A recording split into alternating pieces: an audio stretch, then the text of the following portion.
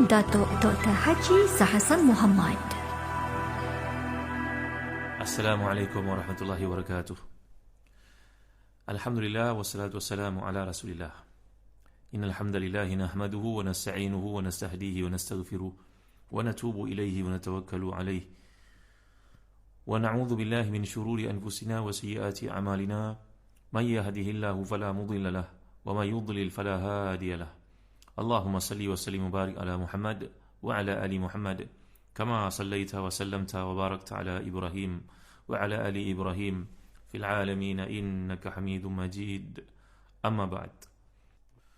Firman Allah SWT dalam ayat ke-15, 16, 17 ayat surah Yasin. A'udzu billahi minasy syaithanir rajim. Qalu ma antum illa basharun mithluna wa ma anzal rahmanu min syai' in antum illa takdzibun. Qalu rabbuna ya'lamu inna ilaikum lamursalun wa ma 'alaina illa al-balaghul mubin. Sadaqallahul azim. Mereka menjawab, kamu tidak lain hanyalah manusia seperti kami, dan Allah yang Maha Pemurah tidak menurunkan sesuatu pun. Kamu tidak lain hanyalah pendusta belaka. Mereka berkata, Tuhan kami lebih mengetahui bahawa sungguhnya kami adalah orang yang diutus kepada kamu, dan kewajipan kami tidak lain hanyalah menyampaikan perintah Allah dengan jelas. Para pendengar yang dirahmati dan dikasihi sekalian, dalam ayat ini kalau kita perhatikan, dia merupakan satu uslub dipanggil sebagai ta'rid. Ta'rid ni apa? Ta'rid ni berarti dalam konteks dibawa satu kisah, kemudian dibawa dalam bentuk yang merujuk kepada adanya tersirat di sebalik yang tersurat. Sebagai contohnya, muslim-muslimat yang dirahmati dan dikasihi sekalian, dalam peristiwa berkaitan dengan hadis Abu Talhah, dan hadis ini merupakan hadis sahih yang mengisahkan tentang kematian adik kepada Anas bin Malik itu. Tahu tak kisah ni tuan-tuan? Kisah yang menceritakan tentang Anas bin Malik ni, ibunya bernama Ummu Sa'id berkahwin dengan Abu Talhah. Maka mereka dikurniakan anak, dan anak ni selalu sakit. Lalu pada satu hari Abu Talhah pergi berniaga dan pulang dari perniagaannya dalam keadaan dia bertanya kepada isinya. Cerita ni semua orang tahu, saya faham dalam kisah berkaitan untuk menunjukkan satu uslub ta'rid.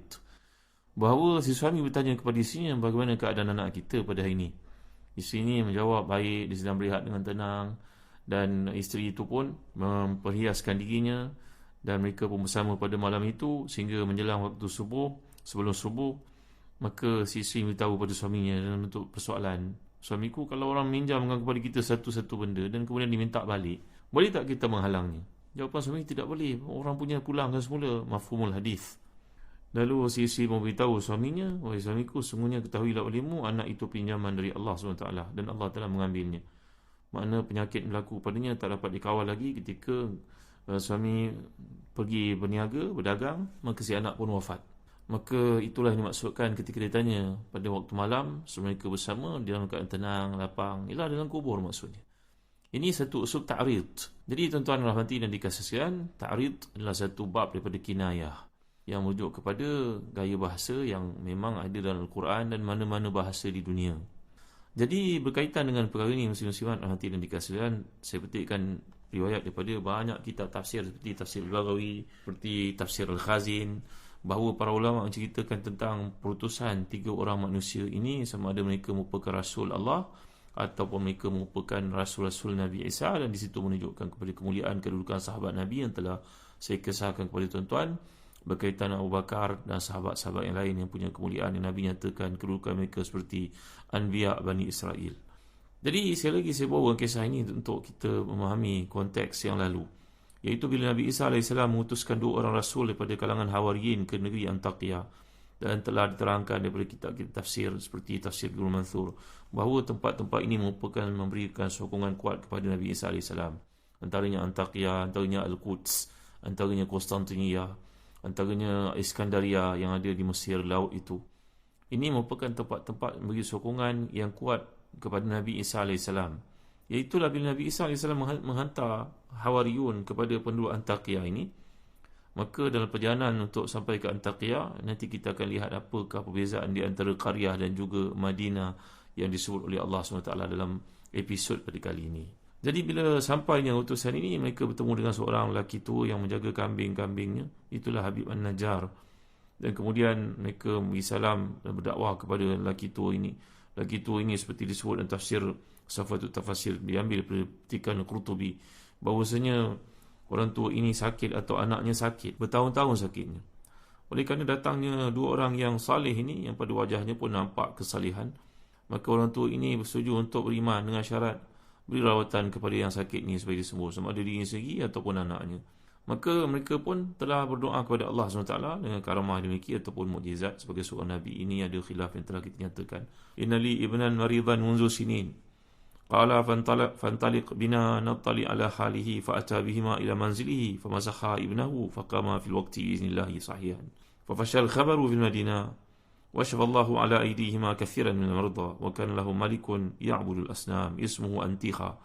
Ini disebut dalam tafsir Al-Khazin contohnya. Begitu juga tafsir Al-Baghawi. Bahawa bila mereka telah merawat anak kepada Habib Najjar ini, maka dia sembuh. Maka tersebarlah berita tersebut sampai kepada ramai orang yang sakit. Mereka juga telah datang kepada dua orang lelaki yang merupakan utusan Allah ini. Maka didoakan, dirawat, mereka semua sembuh dengan izin Allah SWT. Maka berita itu pun tersebar kepada pihak raja. Raja ini penyembah berhala di antara raja-raja Rom. Lalu bila dipanggil dua orang ini ke istana, mereka ditanya, siapa kamu berdua? Jawapannya, nahnu Rasulullah Isa AS. Kami merupakan dua orang utusan Nabi Isa AS. Kenapa kamu datang ke sini? Maka jawapannya, tugas kami adalah berdakwah. Berdakwah supaya kamu semua beribadah kepada nad'uka ila nad'uka min ibadati ma la yasma'u wa la yusir. Kami nak berdakwah kepada kamu, mengajak kamu kepada Islam, meninggalkan penyembahan patung-patung ini semua yang tidak mendengar, tidak melihat. Lalu raja ini pun telah mengetahui perkembangan mereka. Lalu mereka pun telah dianiaya, dipukul, dibawa ke penjara, dipenjarakan. Maka panjanglah tempoh mereka dalam penjara itu. Sehingga tuan-tuan hati dan dikasihan, Nabi Isa pun mengutuskan yang ketiga, yang namanya Syam'un As-Safi, untuk mengikuti perkembangan dua orang yang telah diutuskan itu, liwusirahuma.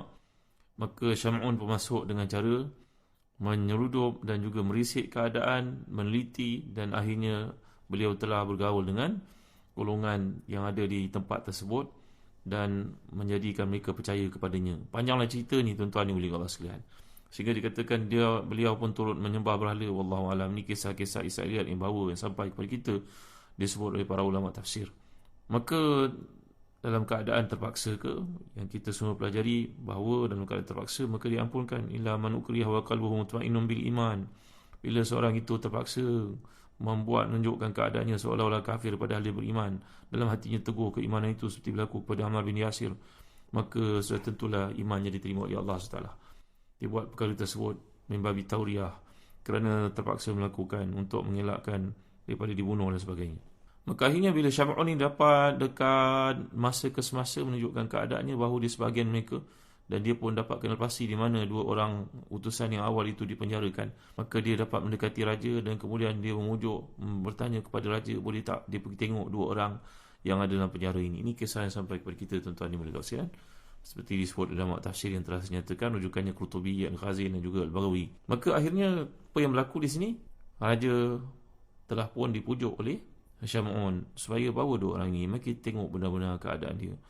Maka kalau betul ini merupakan orang yang bawa ke kebenaran, kita tengok apa yang dibawa olehnya. Maka dibawalah kepadanya, fa'amara al-malik hatta ja'u bi ghulamin matmusul ainain. Dibawalah kepada Syam'un ini di hadapan dua orang banduan ini, utusan Nabi Isa ini, yang dalam keadaan matanya buta. Kedua-dua matanya buta. Wa mawdi' ainaihi kal jabha fama zala yad'uani rabbahuma hatta insyaqqa mawdi' al-basar. Maka keduanya berdoa kepada Allah dan akhirnya tempat yang membonjol di matanya itu terbelah. Maka mereka pun mengambil tanah dan menyapunya di bahagian kelopak mata tersebut, di bahagian atas matanya. Maka dia dapat lihat, sedangkan dah bertahun-tahun pemuda ini tidak dapat melihat. Maka Syam'un berkata kepada raja itu, cuba tuanku tengok apa lagi yang dia boleh buat. Maka raja berkata, aku ada seorang pembantu, Dehqan ni macam orang besar yang menteri aku, yang aku tugaskan di luar. Dalam keadaan dia pergi menjalankan urusan aku, anak perempuannya mati, dah 7 hari mati. Dan apabila dia pulang nanti bagaimana keadaan, nak jelaskan kepada aku punya gubernur ini, menteri yang sangat aku sayangi. Maka dua orang lelaki ini yang merupakan utusan Nabi Isa ini dalam kisah yang dikemukakan telah dibawa untuk melihat kubur si mati ini dan berdoa kepada Allah SWT. Tiba-tiba Allah SWT bangunkan. Ini merupakan mukjizat Nabi Isa AS. Wa uhyil mauta biiznillah. dalam yang dapat kita baca dalam Al-Quran, bagaimana Nabi Isa boleh menghidupkan orang mati dengan izin Allah SWT, memberikan celik kepada orang yang buta dan menghilangkan penyakit-penyakit yang menimpa di kulit. Ini antara mukjizat yang Allah kurniakan kepada Nabi Isa AS. Maka bangunlah si mati ini, anak perempuan ini, daripada kuburnya dalam keadaan dia memberitahu bahawa sungguhnya aku melihat kubur, dalam kubur itu aku berada dalam kubur, di situ aku telah pun dibawa kepada 7 oasis, 7 wadi, sab'a awdiya minan nar. Aku beritahu pada kamu, janganlah kamu menyekutukan Allah Subhanahu wa taala. Ana uhadhikum ma antum alaihi fa aminu billah. Maka dia berkata kepada sekalian yang hadir itu, ni budak perempuan yang dihidupkan oleh 2 orang utusan Nabi Isa ini, berimanlah kamu kepada Allah Subhanahu wa taala, maka janganlah kamu kufur kepadanya. Maka tuan-tuan hati dan dikasihi, kisah ini sampai kepada kita, menyatakan sedemikian, dan akhirnya satu tempat itu beriman kepada Allah di bawah pimpinan raja itu, selepas melihat keajaiban, melihat perkara-perkara karamah yang berlaku itu. Tapi kata Imam Abu Sa'ud dalam tafsirnya bahawa ini berlawanan daripada konteks ayat yang telah saya ceritakan kepada tuan-tuan, bahawa ini menampakkan bahawa penduduk setempat itu kufur kepada Allah Subhanahu wa taala, menentang bahkan membunuh. Dan semua ayat yang berkaitan dengan rejam dalam Al-Quran, nanti kita akan lihat, ialah merujuk kepada pembunuhan yang dahsyat, seperti disebut oleh Abdullah bin Mas'ud radhiyallahu anhu, bahawa mereka ini telah pun dipijak sehingga terkeluar usus perutnya, seperti disebut dalam tafsir Al-Baghawi. Walau bagaimanapun, mungkin ini, kata Al-Imam Al-Urami dalam tafsirnya Hada'iq Rawi wa Raihan, mungkin ini berlaku pada sebahagian tempat di Antakya, melihat kepada banyaknya periwayatan itu sampai kepada kita daripada Ahlul Kitab, daripada kalangan golongan Yahudi yang masuk Islam, seperti Wahab bin Munabbih, seperti Ka'bul Ahbar. Wallahu a'lam, mungkin kisah ini berlaku pada setengah tempat di Antakya, memandangkan Antakya ni salah satu dari 4 wilayah yang menyokong Nabi Isa AS, seperti dinyatakan di awal tadi. Jadi muslim-muslimat hati dan dikasihi, di sini kita melihat satu usul Quran yang pernah saya jelaskan kepada tuan-tuan. Ifja'ahal mursalun, lain daripada inna ilaikum mursalun, lain daripada uslub iaitu Rabbuna ya'lamu inna ilaikum la mursalun. Dalam tafsir Ad-Durrul Masun Wali Yasamin Al-Halabi, bahawa dikemukakan ini merupakan gaya-gaya bahasa uslub dalam bahasa Arab. Ni dalam bab bayan, dalam balaghah ni ada bayan, ada ma'ani, ada badi'. Jadi dalam bab bayan ini, Ahlul Bayan mengatakan bahawa ayat kenyataan ni mempunyai 3 bentuk, 3 pattern. Yang pertama dipanggil ibtidai, yang kedua dipanggil talabi, yang ketiga dipanggil ingkari. Contoh, itu sebab bila datang seorang, seperti yang disebutkan dalam kitab-kitab lugah, sebagai contohnya dalam Majmu'ul Amthal, sebagai contohnya kita dapat lihat dalam Al-Bahrul Muhit, Ali Abu Hayyan menceritakan bahawa seorang lelaki datang kepada Abu Abbas Al-Kindi. Ni siapa Abu Abbas Al-Kindi ni tuan-tuan? Abu Abbas Al-Kindi ni adalah seorang yang mempunyai kemampuan bahasa luar biasa, dan dia pernah cuba untuk meniru Al-Quran dan mengatakan dia mampu buat ayat seindah Al-Quran. Dia seorang sastrawan yang hebat. Maka datang seorang lelaki kepada Abu Abbas Al-Kindi ni yang cuba untuk menandingi Al-Quran, mukjizat pada bahasa Al-Quran ini. Maka lelaki itu berkata kepadanya, inni ajidu fi kalamil arabi hashwan. Aku mendapati dalam bahasa orang Arab ni ayat-ayat yang serupa tapi tak ada makna berbeza. Maknanya hasyu ni benda-benda yang merapu-rapu atau apa kita nak kata, lagu ataupun lahu. Ni benda-benda dalam bahasa Arab, perkataan bahasa Arab ni ada sifatnya demikian, kata lelaki ni kepada Abu Abbas Al-Kindi, yang merupakan seorang tokoh bahasa Arab yang terkemuka. Baik tuan, maka dia berkata, aku dapati apa yang hasyu itu, kata Abu Abbas Al-Kindi kepadanya. Kalau kita belajar bahasa Arab, kita tahulah hasyu ni apa. Maka lelaki ni kata, dalam bahasa orang Arab ni banyak hasyu. Kata Abu Abbas, mana dia hasyu itu? Cuba kau buktikan kepada aku. Maka dia pun jawab, tengok ayat ni yang pertama, Zaidun arifun, Zaid tahu benda tu. Lepas tu ada satu tingkatan yang kedua, dia panggil Zaidun, inna Zaidan arifun. Inna menasabkan mubtada' dan juga isim, dan juga merafa'kan khabar, inna Zaidan arifun. Kemudian ada pula ayat inna Zaidan la'arifun. Kita kalau terjemah bahasa Melayu, makna lebih kurang sama tau. Zaidun arifun, Zaid tahu. Inna Zaidan arifun, sungguhnya Zaid tahu. Tapi kalau sebut inna Zaidan la'arifun, apa maksudnya tuan-tuan? Ini dia bahasa Arab. InsyaAllah kita akan jelaskan dalam kuliah akan datang apakah maksud ketiga-tiga perkara ini. Ia bukannya hasyu seperti yang dikatakan oleh lelaki tersebut kepada Abu Abbas Al-Kindi, seorang yang cuba untuk mendengar Al-Quran ini. Wallahu a'lam, sallallahu ala sayyidina Muhammad wa ala alihi wa sahbihi wa sallam. Walhamdulillahirabbil alamin. Wa barakallahu fikum. Wassalamualaikum warahmatullahi wabarakatuh.